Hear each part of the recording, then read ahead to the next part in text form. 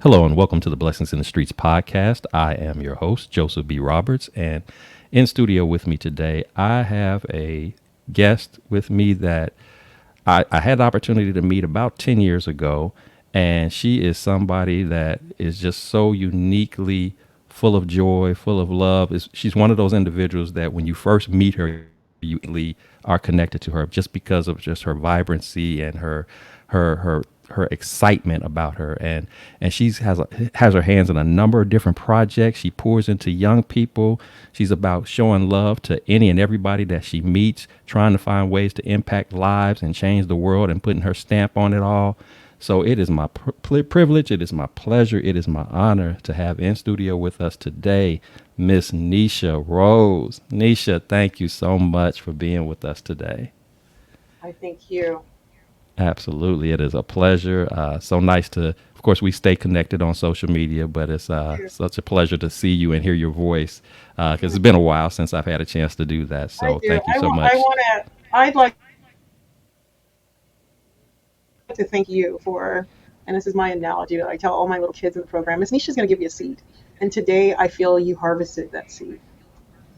I feel that Oh, hey, that's the connection on social media, seeing how I was processing losing my mom, um, you reaching out to me and sharing your concept of this podcast. I appreciate you for thinking of me and holding on to that seed and harvesting it today. absolutely, absolutely. And I know that you have a powerful story to share. And that's why I'm excited to not only hear it from myself, but anybody who has an opportunity to listen to this podcast episode. I'm certain that they're going to be blessed by what you have to share. And I know again, you're a very busy woman. So I appreciate you taking time out of your schedule to be a part of this. So with that said, before we jump into the segments, I do want to, of course, give you an opportunity to introduce yourself to the audience. Just tell us a little bit about where you're from, what do you do. Just kind of give them a little taste of who Miss Nisha Rose is, if you would.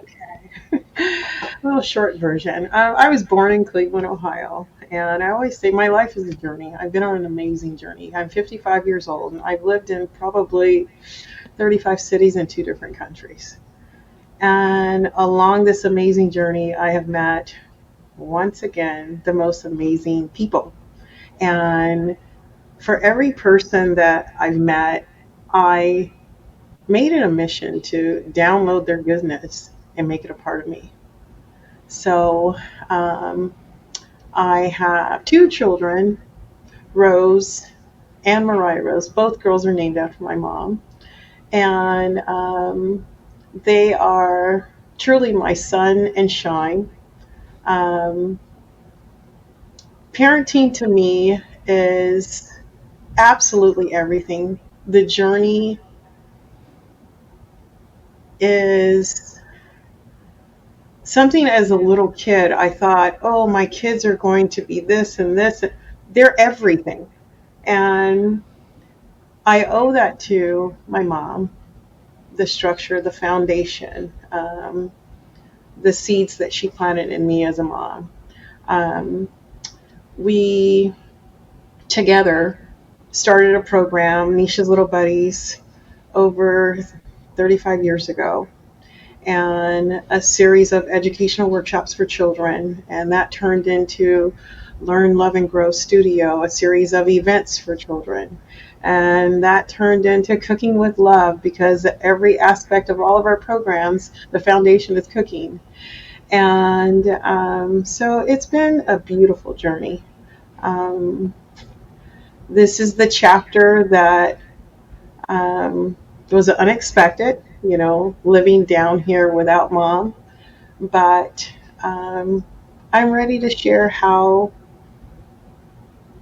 what that process was and where I'm at now. So, Great, great, and like you stated, you and I both have a common bond in the sense of we both have very close relationships with our mothers, and you and I've had multiple conversations about that and just the similarities and the experiences and things of that nature. So I know the audience is going to be. Very much looking forward to hearing what that experience was like and just that whole journey. And And I just to tell you something real quick that was interesting. Before I got on for the recording, I was telling my daughter, who I was going to be having on Oh, the show today, and I was like, remember Miss Nisha? I remember when she was showing you how to cook, when you were like 5. She's like, no. yeah, I do remember that. I was like, yeah, that's what we're having on tonight. So, Right on. just even then, for now to be 10 plus years later, and for her to still remember that experience and what that was like, and the joy that she used to have in participating in that, and coming home to share what meal she cooked today, and wanting us to be Right. the tasters of it all, Yes. and actually being pleasantly surprised as to how well she did, and how you were able to navigate those children to not. And we weren't talking about, for our listeners to understand, Miss Nisha was showing them how to cook. You wasn't Right. showing them no basic, No, no, ordinary, no. regular. We wasn't boiling Go big. noodles and ramen and all that. We were. Yes. She was making macaroni. We was making, we making meals. Some stuff that you might see on the Sunday dinner menu. So, I still remember that, and just again, just to see how you worked with those children, and of course my own. It was always a pleasure to observe that, and just to see your energy and excitement in it all. So, just kudos to you and the work that you're doing, and how you've just been building and building on this thing for years and years, and how your mother had a role She did. in making all of that happen. So, and again, we're gonna dive into that a little bit more as we move along through the show. But yeah, Yep. that's wonderful stuff to reflect on, and I'm sure as it does with It me, it is. just brings a smile to your face every time you kind of think about that, It those is. moments in time. So It that's is. awesome. So That's as what I we I describe as rich. Right yeah. on. Yeah, Yeah. that's true. That's truly what rich is in that That's sense. what When rich is. those memories that just can't be, that are priceless. Those memories that are so highly valued that, it just stays with you forever. So yeah, I totally resonate with that. So as we learn a little bit more about you, I do want to venture off into uh, what was it like for you growing up? As you reflect back on that time, tell us a little bit about what was life like growing up in Cleveland. Any fond memories that you have, as well as if there was any challenges that you had to face growing up. If you have any that you'd like to share, please do that as well. We want to kind of get a little bit more insight as to the beginning. Because anytime you start talking about your journey in life, you can't Absolutely. talk about that journey without starting from where it all began. And so that's why we're starting it. This is the beginning. So tell us, what was that beginnings like for you, that growing up process? Give us a picture of what that was like. Okay. So growing up, I was born in Cleveland, Ohio. I don't have many memories of living in Cleveland, but the memories I do have every bit to do with my life today, which is gardening. My grandmother has a 8,000 square foot backyard, and Hmm. she plant a garden every year and give her harvest to neighbors, sell it to some, but the majority of it she gave to others. And I actually own that home. Hmm. So that home is Nisha's Little Buddies, a series of educational workshops that are free to children. I'm crazy about the home because it's the soil, it's my story, it's where I began. I personally believe it doesn't matter where you're from, I feel you should go back to your community and replant seeds. So I'm really excited about the property, the programs that we are offering there. And California raised me. Born in Cleveland, but the state of California, all over the state, I lived in California. And as a kid, freedom, something that we can't do today, unfortunately. Hmm. I was 7 when I left Cleveland, and my mother gave us freedom to independently take the bus to the beach on your own at 7 o'clock in the morning, and you don't have to come home until 6 at night. We did everything, but some of the things we did, I look at. I Sometimes I look at how I look at things and how I figure things out and how I create things out of nothing. It's those foundation years. So I want to use the word hustling, but not in a negative way. It's not, sometimes hustling can be used in you know, two different lights, and I want to use it in the positive light. So, grocery stores, when you return the shopping cart, it was called Hughes Market. You return the shopping cart and you get 3 stamps. You need 40 stamps to fill the book and you get $1. We were hustling. We plus, plus you got tips, for taking the carts back. And you take that money and you go to the beach and get a pizza. So that was like taking nothing and turning it into something. And that Hmm. is my love language. You can give me a little bit, and I'm going to make it something absolutely amazing. So, childhood to me, freedom. Freedom and push. Nisha, go. Nisha, go. Leave the country, leave your state, leave your city, leave your state, leave your country. Go explore. Go. And that's why I've lived in so many places, and it's been a beautiful journey. That's So, awesome. That is right. awesome to hear that that was instilled in you at a very early age to just venture off and explore Yes. and just see what life is like out there. And it's not so much that it was a reckless type of go see things and explore things. It was just, as you stated, we were living in a day and time Or you could. when that was something that you could more freely do Hmm. without the fear of, is a kid going to get snatched up or things like that. So I totally connect with that. I mean, just getting Right. out the house as early in the morning as you could, playing Hmm. all day. And yes, don't get me wrong. I mean, I had boundaries, or I know me personally, I had boundaries as far as how far I could go, but it was Hmm. still that freedom of just being out there and just On your own. being a kid and enjoying life and experimenting all that. And as you stated, we don't have that anymore, unfortunately, because of things that are going on in the world. And you have to be a little bit more precautious. And then you blend that in with the introduction of, technology, and the phones and all of that kind of stuff where kids don't even get excited about doing that kind of thing anymore. They're content just Right. sitting still on the technology, on the phones, on the laptops, It in is. the TV and not getting to enjoy that. And then I loved when you talked about the concept of, I know you said, using hustling in a good way, but Right. you were talking about the stamps, returning the carts, and immediately what came to mind was like, the returning of pop bottles, Right. and getting money off of that, 10 and cents. and the green stamps, and filling in the books, and and getting prizes or money or things like that. It was just, those were things that were just a natural Right. part of what you did to, Mhm. to whether it was to partake in fun activities or in some instances just to survive, depending upon what your circumstances were. So Mhm. you were looking for every little thing to make something out of, to make the most of. And that's why a lot of times when I have conversations with people, particularly with people who may not have come from well to do financial backgrounds growing up, a lot of times they often talk about, How- being poor, but not really realizing that they were, because Right. again, we made do with what we had, and it just somehow it worked Right. out, and we never really thought about ourselves as not having, because we had each other, we had that Yeah. family, we had that community.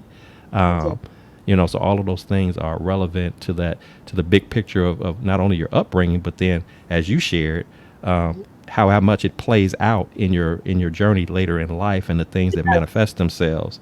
Mhm. All of those things pieced together. We don't always know what it means at that time, but as you get older and you get a little wiser and you get some experiences under your belt, you start to, okay, this is why this was necessary. This is why this You had to need it. happen. So, You needed it. absolutely, absolutely.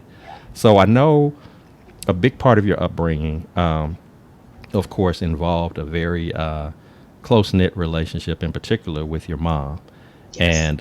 And again, as I said at the top of the show, you and I have had multiple conversations about that and shared swap stories and experiences and good times and such in that regard. So I want you to, if you would, share with our audience, not what was that relationship in particular with your mother like, And if there's any particular lessons that stand out to you that she imparted into you that you still even remember to this day, kind of walk us through that relationship and what it meant to you, and what was it like to be that close. Because I'm not, I want my listeners to understand. I mean, and I can relate to this because I know what that experience is like, to have a Right. truly close bond, as close as it can get to a parent and a child. It's a different kind of experience, and when you have it, you love it, and when it's gone, it's just there's this emptiness that you feel that seems like it can never be replaced, because it's just that uniquely special in that regard. So please share with us that mother daughter bond relationship experience. What was that like for you? Um, Heaven on earth. My mom, my mom, I don't speak about her as if she's not here. So my mom is absolutely everything to me. Being the only girl, she's my best friend. 20 years apart. She would share conversations with me that I think back like, oh, maybe I was a little bit too young for that, but it was okay because I was her friend. Um, Certain family members, and I'm sure this resonate with many, they were envious of the relationship because they had issues with their daughters. But my mother and I were extremely close. I wanted to grow up and be just like her, walk like her, talk like her, cook like her, sing like her twin, her shadow, her everything. Kind of like these young people are excited about celebrities. I lived with one. I recall coming home maybe in third grade, and my teacher described what an angel was. And I walked in the door with my eyes this big because you can't tell me an angel didn't give birth to me. And she's down here. She's my mom, not your mom. I look at my mom and I'm like, thank you, God, because 1968, what was the population of women? And you gave her, Rose Lee Humphrey Brown, to me. You assigned me. It's an honor to be her daughter. And the things that she taught me, my gosh, we would need many episodes to cover because there isn't anything that I can possibly think of that I've accomplished in my life that my mother didn't orchestrate, assist me, encourage me. And I used to say, except for living down here without her. But after going through this grieving process and arriving where I am today, she did assist me in learning how to live without her. Hmm. So, being crazy about my mom, named, I named both my girls after my mom. My oldest is Rosemary. My youngest is Mariah Rosemary. And I asked permission because I feel the only person that can tell me, no, Nisha, you shouldn't do that is my dad. That I'm legally adding her name to my name. So it's Nisha Rose. I want to honor her. I want to hear her name on a regular. Mm-hmm. And the things she taught me, be kind, be respectful. You can be upset, you can be disappointed, but before you address an individual, rethink your wording and be kind. She always said to my daughters, your mom's going to upset you, but don't ever disrespect her. And to this day, my kids have never disrespected me, but they've gotten their point across. Mm-hmm. She shared hardcore lessons of don't trust family. And that was a tough one because as a kid, you want to live around your cousin. You hear all these stories, and some are negative and some are positive, and but you want to explore on your own. To make a long story short, she was on point about every single aspect of every individual. So listen to your mom. Mom knows best. And I did have to go through it, and it hurt, but mom knows best. And there's certain things, if you listen to her, you don't need to repeat history. Mm-hmm. Um, Another, it's not things that my mom, I won't even phrase it, that she taught me, because I too don't like the word teacher. She showed me. Mm. She was an example. She showed me the day my daughter was born.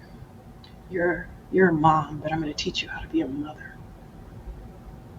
You're going to be a good mother and a woman. All of your titles. I need you to hold your head up high. You're educating children. You are a girlfriend. You're a wife. You have to rock your title. But she showed me how. It wasn't, she talked about it. She showed me how. Um, Accountability. No one can beat my mom in listing her flaws. She beat you to it and let you know she's working on it. And she said, you can't call yourself a woman if you can't say that. Mm. Sure, you can talk about all of the wonderful things about yourself. Me, I. What are your weaknesses? We already know that you can do that. And the killer one, you're so pretty. You're so pretty. Oh my gosh, you're so handsome. Close your eyes. Ask yourself again, is she beautiful? Is he handsome? Listen for kindness. Listen for the person being honest. It's not about the shell. Of course you look good. I saw your parents. It's genetics, you know. So she taught me hardcore things that I really wish they incorporated in curriculums in school. Mm-hmm. That really prepare you for life. Um, and it was a, it is, because it's still ongoing, a beautiful journey.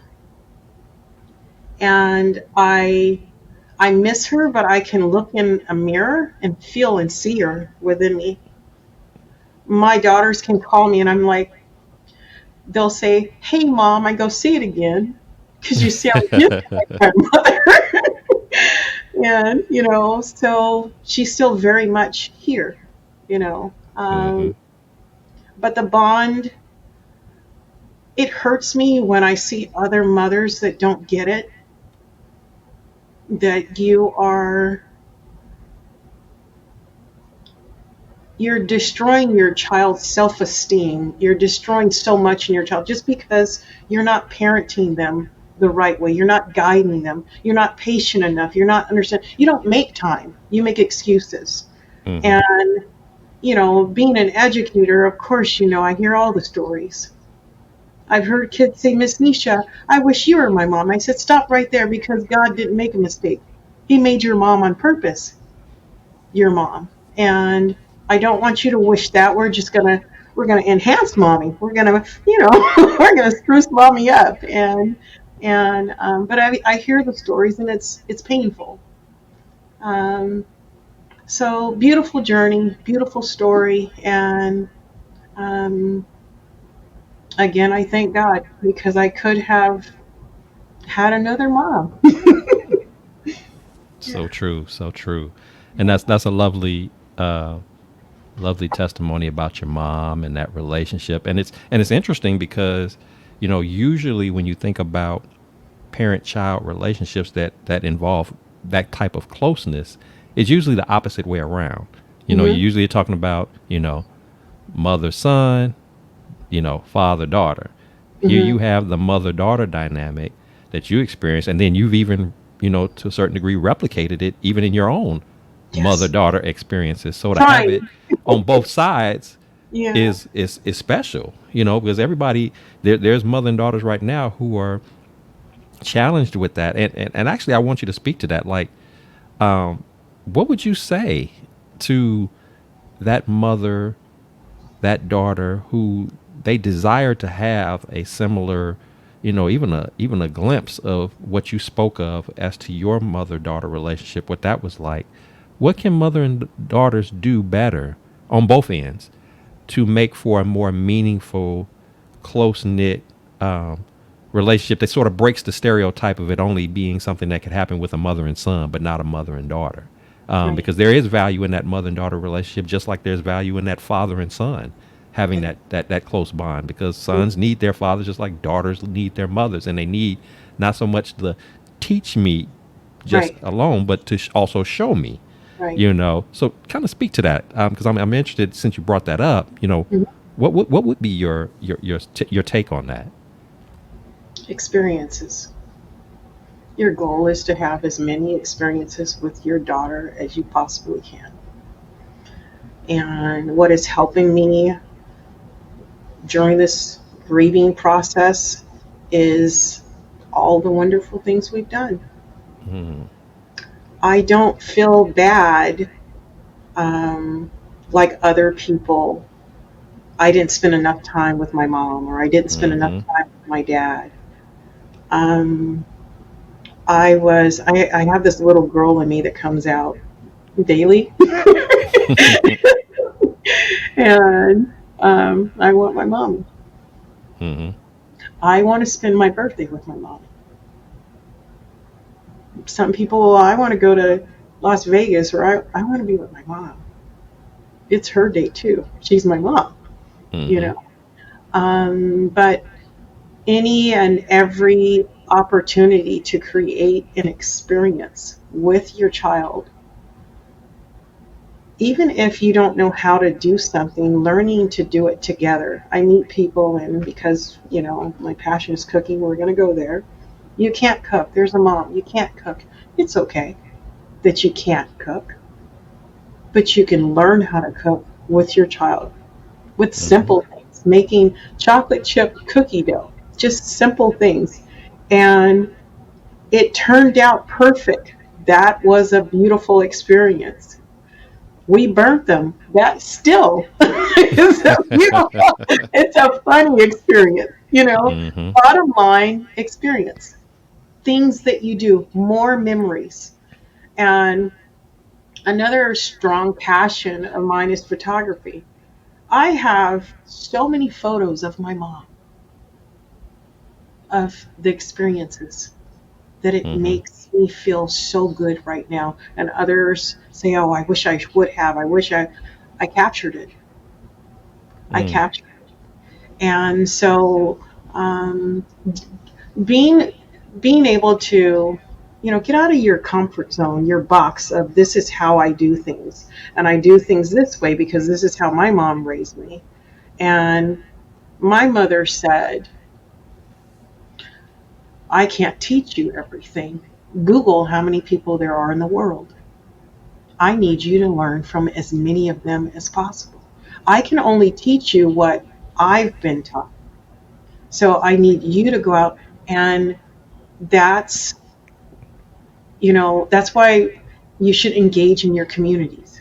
Engage in your communities with other moms that are doing other things with their daughters. Peek over and say, hey, let's go do that. Let's try something new. And just Mm-hmm. add to those experiences.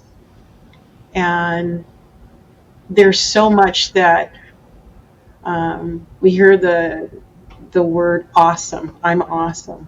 There's so many things that you can list under that title. I'm awesome because I can do this and this and this. I can sew, I can cook, I can knit, I can roller skate, the list can go on and on and on.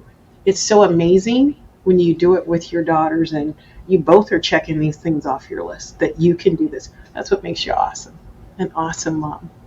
I love So, that. right on. I love that. And I think you were spot on when you said experiences. Yes.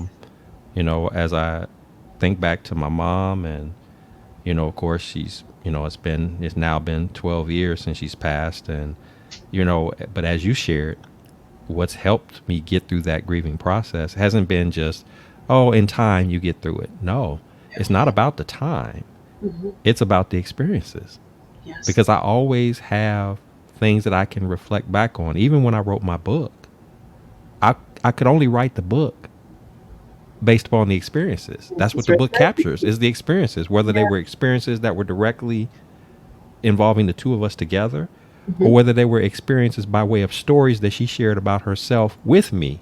So Hmm. therefore it became my experience by default. So I was able to remember literally word for word stories that even happened before I was born, or when I was very little, not because I would have understood it or would have even physically been present on earth, but Hmm. because the experience of the storytelling.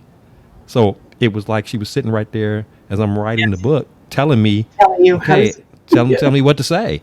Right. And I didn't have to like go through any deep thoughts about, okay, what did she say happened. It was just, it flowed because I heard the story so many times, and I remember, even depending upon the story, whether it was a funny story, I Hmm. remember the laughter that came from it. And then I've even shared stories in my book. One of the very first stories I shared in my book was a story that I heard many times, but I also remember it was a painful moment in my mom's life. So I remember how every time she told that story, how she would just get filled up, like as if it was just happening all Yeah. over All again. of it. Yes. And Sure. so it was still affecting her all those years later, to every time she told the story. Hmm. So those experiences matter. And then earlier in the show, you had made mention about, or even just a short time ago, you had talked about, not only with the pictures, but just because of those experiences, like, you don't have these regrets. Like, yeah, I miss my mom. Right. I miss her physical presence here, but it's like she's here Hmm. because, again, because of all of those experiences that we had. I don't, it allows me that if I do shed tears, my tears are more likely to be happy tears Your happy than tears. they Yeah. are sad tears, because I'm just, I'm sad, but they're tears of joy also, because you're just reflecting on those good times, those timeless moments, those wonderful experiences. And I know what the other thing I was trying to say was that you said earlier in the show about, you felt like your mother prepared you for her not physically being here. And I went through that same thing. Again, that was one of the things that I talked about in my book, and I referred to it as the death conversations, which I used to hate those conversations, by the Mm. way. But Mm. um, but it wasn't until after she passed that I understood why the conversations was necessary, because she was trying to Prepare you. prepare me, and it wasn't in a gory, No. type of way. It was like, I want you to. She said she already knew that I was going to be hurt, Right. that I was going to be going through. So it Hmm. was like, I want you to not have to think or worry about things as much as possible. So when it came to like planning, her services and, her wishes, it wasn't about me looking at a will. We had Yeah. these conversations. So I knew exactly how she wanted to look. I knew exactly where she wanted it to take place, what music she wanted to have played, what her repast wanted, what she wanted that to look like. She was very specific. Hmm. This is what I want.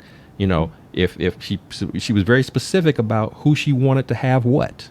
Of course, she was definitely telling me, anything I have is yours. But if this person, or this person asks for something, you have my, I give you my blessings to bless them with whatever that is. So Okay. when people were trying to come up to me after all this happened, telling me about how, oh, your mom always said I would look good in this, or she always said, that, You're like, wait and I'm saying, a that really, did she?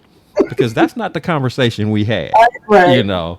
So it would help me. It would allow me, if anything, even I didn't have to say anything, but it put me in a position to discern who was genuinely there for me in one of my darkest Absolutely. moments versus who was truly there to support. So I was able to, but I have to credit that to her, because she told me without telling me specific names. She told me what to look for and what not to, what not to expect. And so I was able to pick up. Yep, you're here for me. Yep, you just trying to see what's up in here. Right. You just trying to be nosy. Yep, you are Right. actually concerned.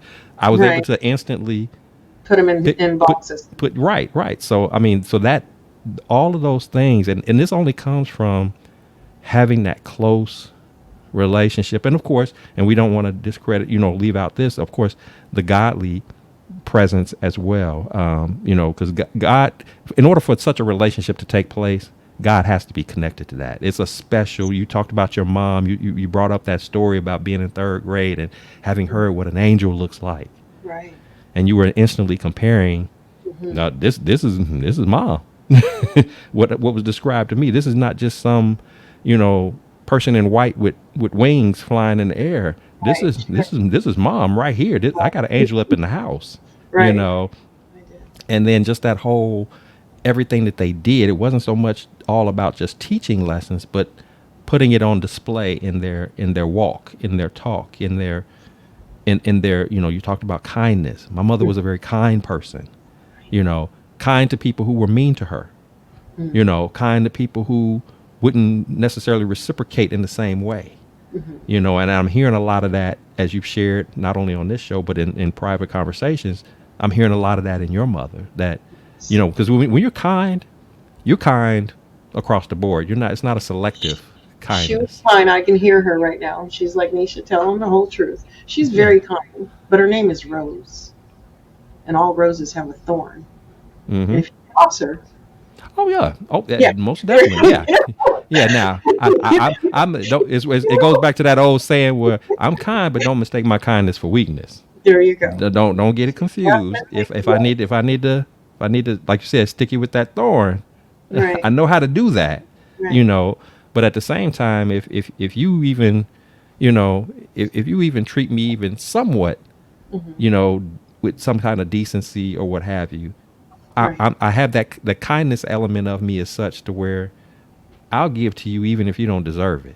I'll give it to you even if you didn't really set the table for me to really where I should be excited about it. But I just enjoy being kind and being giving. That it's hard for me not to do nice things for people, even if they're not necessarily doing that in return for me. And so when you get those examples, it plays out in your life, in your own individual life, and how you deal with people, and you have ability to, as the Bible teaches us, to not just love the people that you're cool with, but also to love enemies, to treat all people with respect and kindness and things of that nature, and be okay with it, Right. because you're doing it because it's the right thing to do.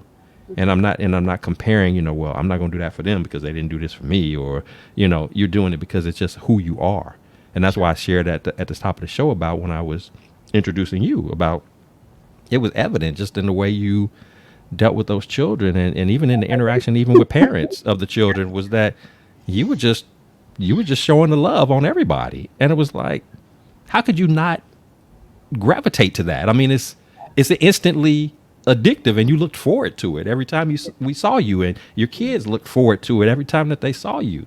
So everybody's not built like that. So that's special about you, but it's also, again, we give credit to that mother. We of course give credit to God setting that thing up, because as you said, you share with your kids. Don't wish that I was your mom, because the No. mom He gave you wasn't a mistake. No. The two of you just need to figure out a way to build those experience moments, and That's have right. those times to where that bond can become stronger and closer and more tight knit, to where you're relatable to one another. You can share things with one another. You can be open and honest with one another, so that bond it becomes unbreakable. And it's not something that just is so fragile that the moment you all have bump heads on something, you Right. don't talk to each other for weeks or months or sometimes years at a time, which we know some of those type of things happen over the silliest of topics. Right. So that's good stuff. I mean, I love talking about that mother relationship, and that's why this show was so special of having you on, just to be able to have that conversation, to have somebody that relates to what that experience is like. And again, for anybody listening, I mean, if you don't have that kind of relationship, whether it's mother to daughter, or even if, and we don't want to neglect the dads, that parent to child relationship, those bonds can be there, but you have to establish the experiences. You have to, as you said, you got to be willing, both sides got to be willing to step outside of your box. You got to be willing to be okay with Well, making mistakes. Like you said, so what if we burnt the cookies? We burnt yeah. them together and we We, had fun. We had and we fun doing it. and we It- we ate the middle. And we ate the middle. We ate around the burnt parts, Right. and we were okay. We were But it was, okay. and we have something that we can laugh about years and years later. Remember that time we were baking these cookies and the whole house was full of smoke and all that, and we sat there and we tried to eat through the middle of It the was an cookie, experience. the part that wasn't burnt. Right. Those little moments become so big as the years go by, and of course, when that relationship transitions to where that parent passes, you'll have those memories forever. Forever. And that's why you spoke to about that feeling of mom's still here. Yeah, she She may is. not physically She be is. here. I may not be able to reach out I, and touch her like I used to, but she's still here. She's in the mirror. She's yeah. she's resonating within me and everything that I do and say. She's constantly in my head, and Yeah. I can even still smell her scent, or I can still Um, feel her, you I know. have I have all of her clothes. Yeah, so those So things are I huge. still smell her scent. And you spoke, and you're it's like your mom and my mom were sisters. And their concept of preparing you. Yes, Uh, absolutely. my mother and I, when her mother passed, well, let me back up before I share that, just to give you an insight of how I learn. I'm a hands-on learner. I'm not a, oh, read the instructions to put something together. I'm more of, let me look at it. Now I can put it together. And I applied that with watching my mother. I learned by watching how she did whatever it is she did. When her father passed, I would say a fourth of her was buried with him. Hmm. When her mother passed, now I only have half a mom. And what I mean by that, it was very unhealthy how she dealt with them passing. And as her student daughter looking, I'm saying to myself, and this is years ago, I have to do it better. Hmm. If God takes her before me, I can't do it that way because she just has so many phrases. You've got to be better than me because that'll make me a good mother. You're a better version. Your kids must be a better version of you. That means you invested in your child. They're supposed to be better. Hmm. And so I looked and I said, there's no way I can function being 50% for the rest of my life. And it's unfair because I lost my mom, but it was very difficult for her. And I saw myself going down that road, and turned it around. But your comment of your mom planning her services, my mother and I attended her father's funeral and planned it. Her mother's funeral, and 20 days later, her aunt passed away. So we had to do it again. Hmm. I created my grandmother's obituary. And my aunt who passed away said, I like her obituary. This is so beautiful. So I already knew I'm going to make it exactly like hers because she just said it 20 days ago. And I Hmm. created hers. And it caused me to interview my mom. What song do you want? What would you like to wear? And one year, I popped over to California. She says to me, what's in the box? Are we going to do a photo shoot? Yes, mom, because I love photography. We're going to do a photo shoot. She said, what is this photograph for? And I said, are you ready? She said, yes, your obituary. She said, okay, let's do it. Hmm. Are you ready? Look at my mom. Wow, that's beautiful. She said, you got roses? I said, absolutely. Absolutely. We planned it. And this was many years ago.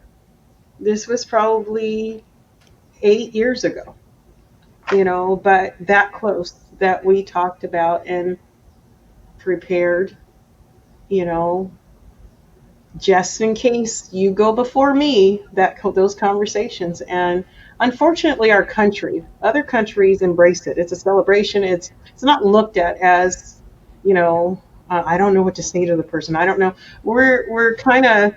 I want you to talk about it. I want you to, um, you talk about a birthday party.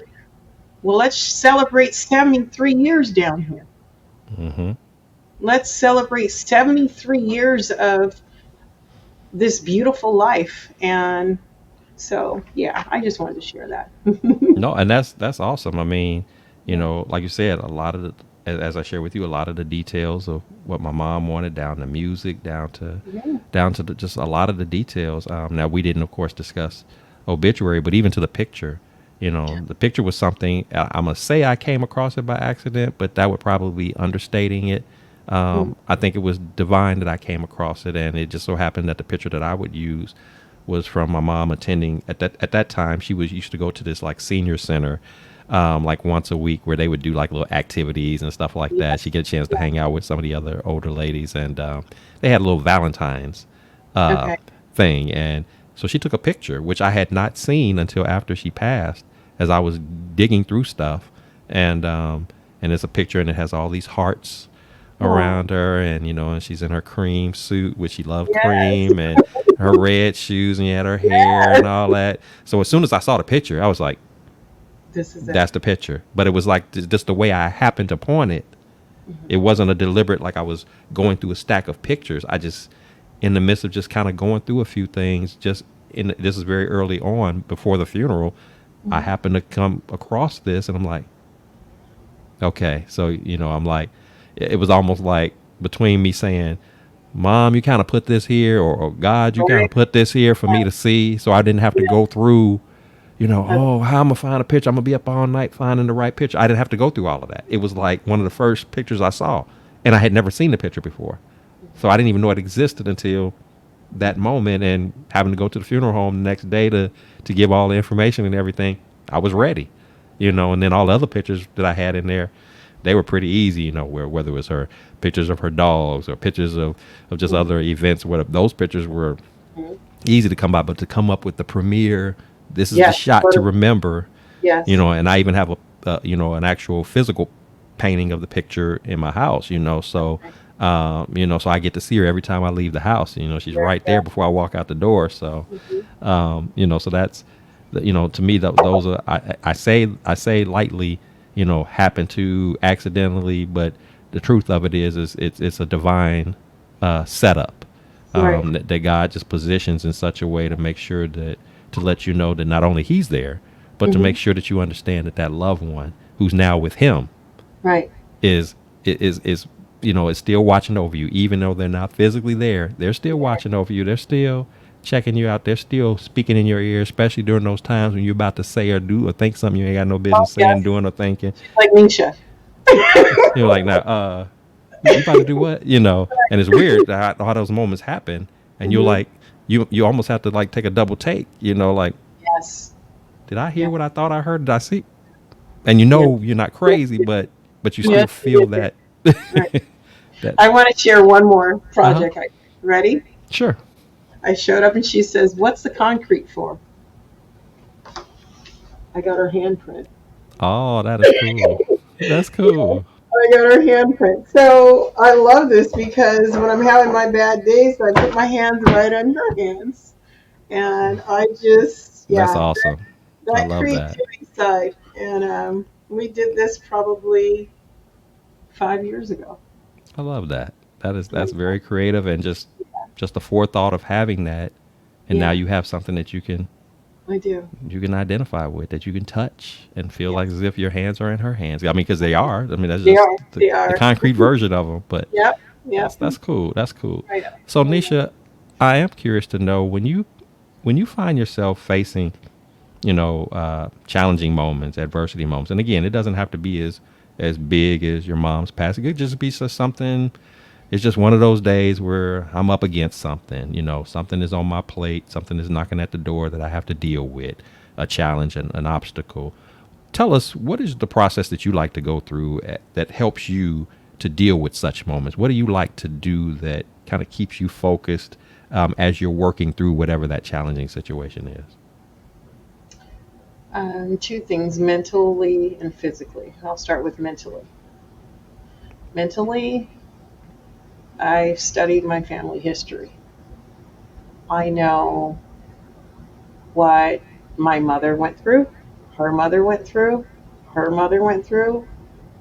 And at that point, I'm saying to myself, get up, get over it, and make them proud. So, looking at others who have been through far more storms than you have encourages me. I'm a woman, I'm strong. Get up, let's make it happen. And to go back to my mother, she's endured far, far more pain than I have at this age. I'm 55, her at 55, far more than I did. So she's the first person I look at. Hmm. But then there's others. There's people in your community. There's people on the news. There's, you just, is it that bad? Now, the physical side of it. I love running long distance. And it is what allowed me to turn the corner and come out of my depression of living down here without my mom. I set a goal, and I'm neurotic like that. No training. Let me run 155 miles in May.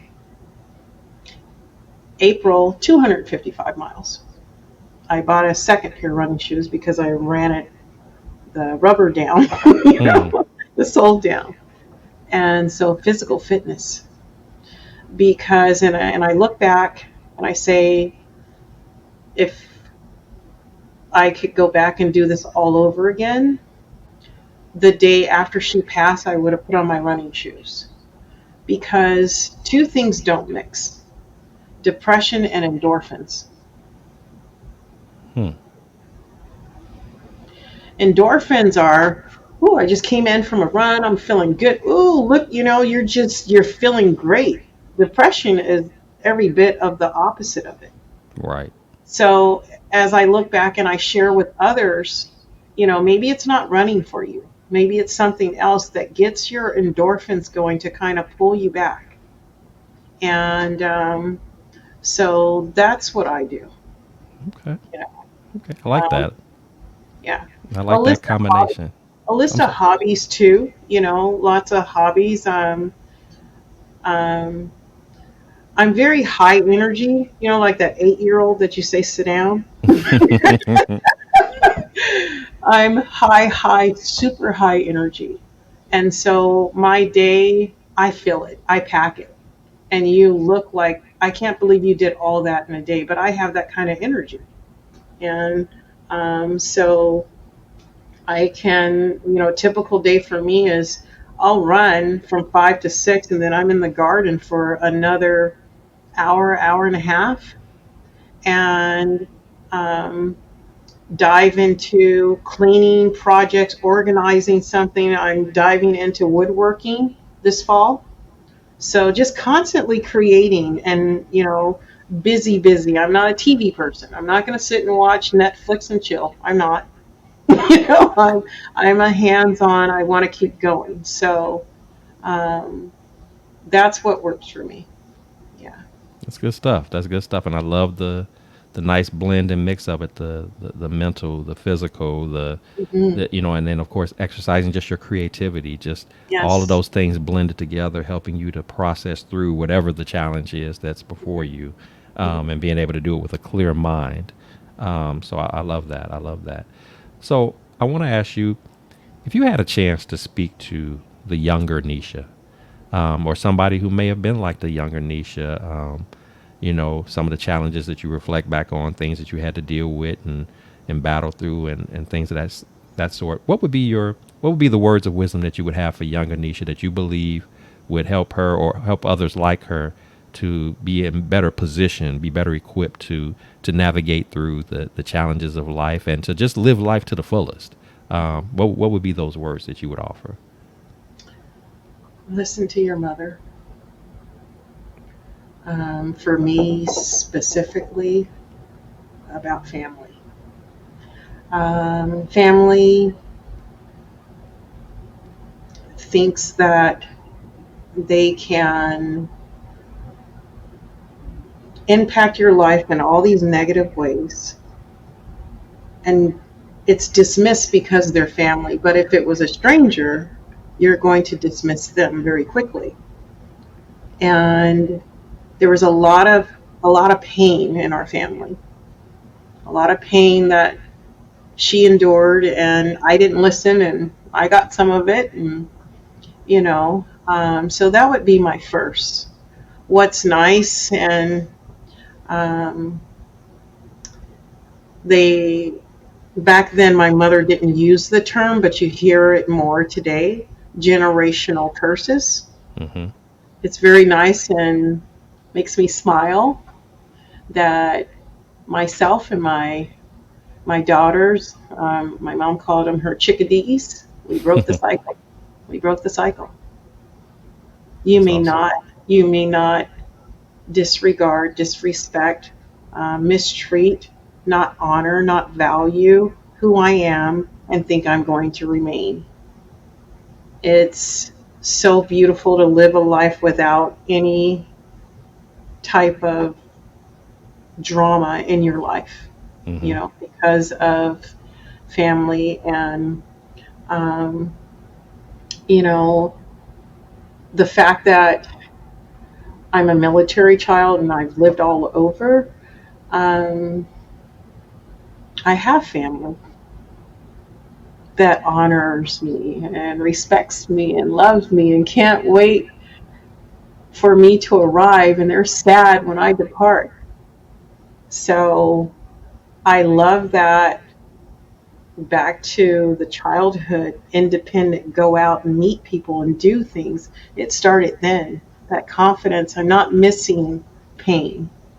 I Mm-hmm. love my simple life filled with this beautiful village of people that, I made a part of myself. I took their goodness and added it to myself. Um, I would say to younger Nisha, um, as my mom said all the time, be patient.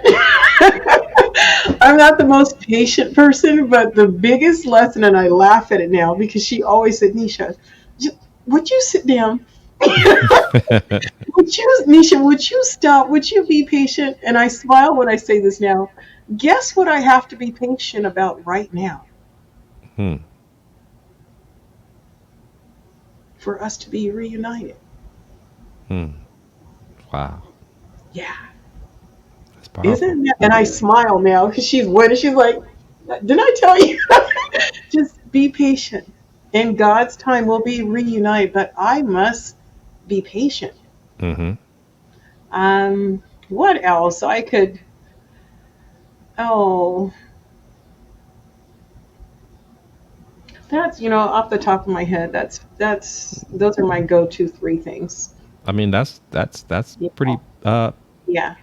that's pretty well packed. The patience is a big deal. The relationships, the family, the Yes. again, just the experiences, the freedom as you spoke of earlier to take a simple life, but Mhm. make it bountiful, make the most of it, make it Yes. um, stand out in great form, and then of course the breaking of the generational curses.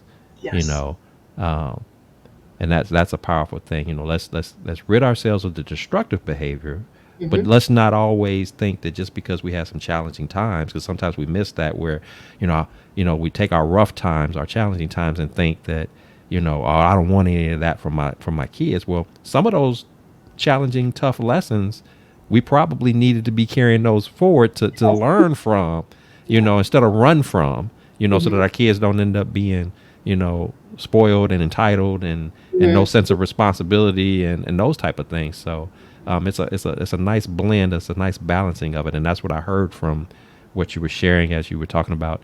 What I tell the younger Nisha or other women Yes. who might have been like her.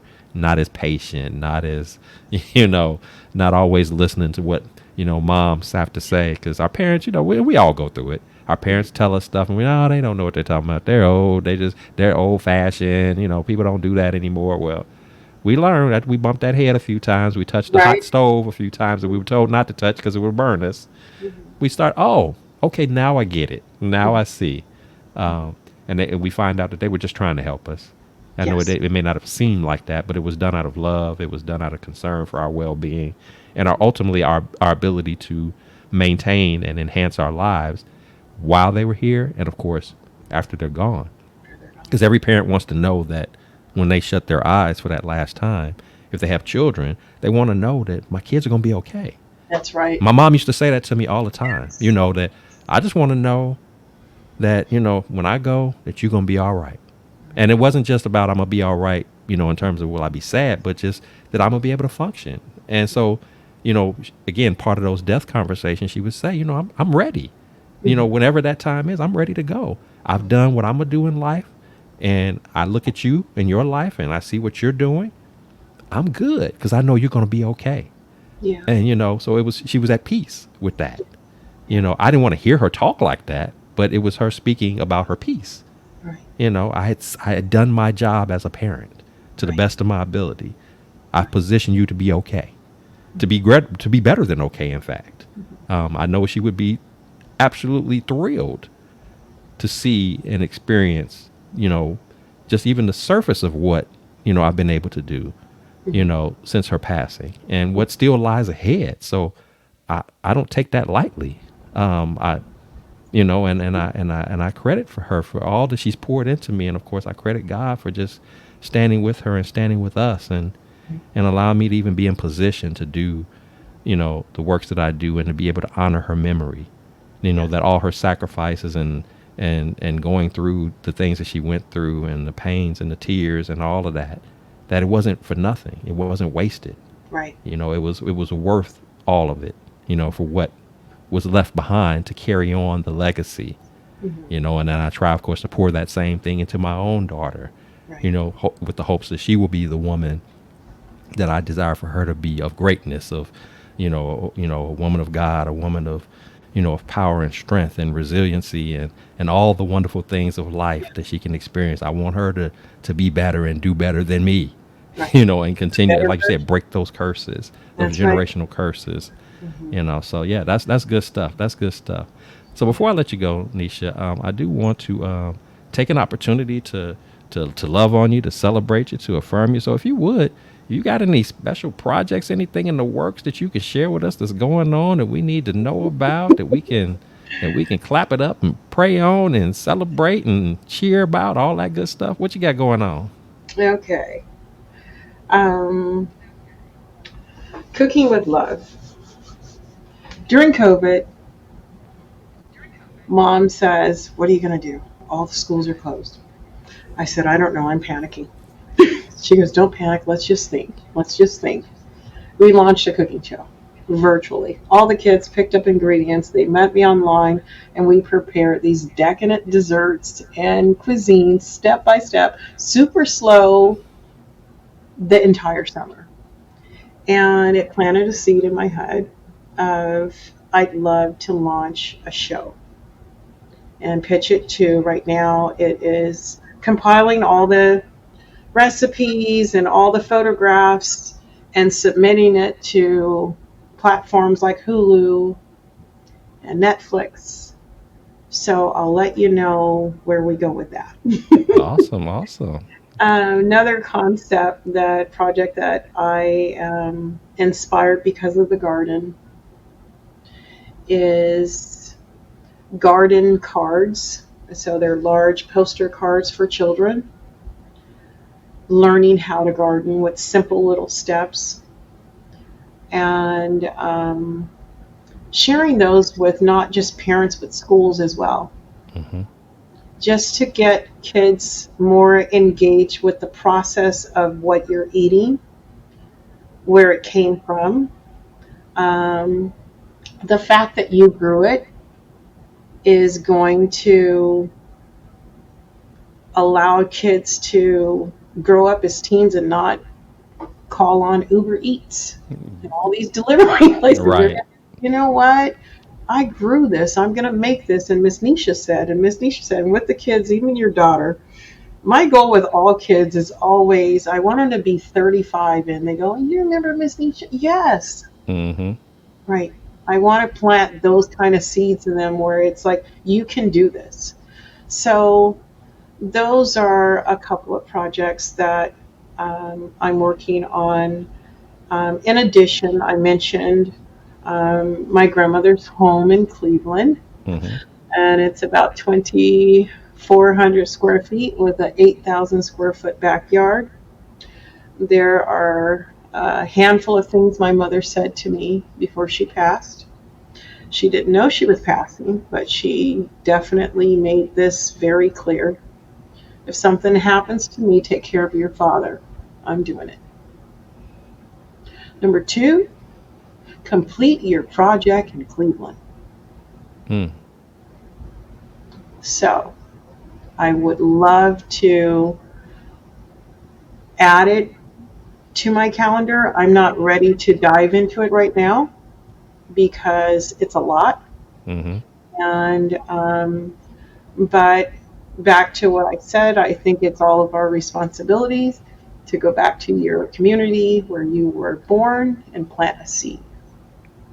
It hurts my soul when you see so many people in every state, every place I've lived. They'll share with me, I grew up over here, and they're pointing to, what we might call it as the hood now. But now I live over here in the suburbs.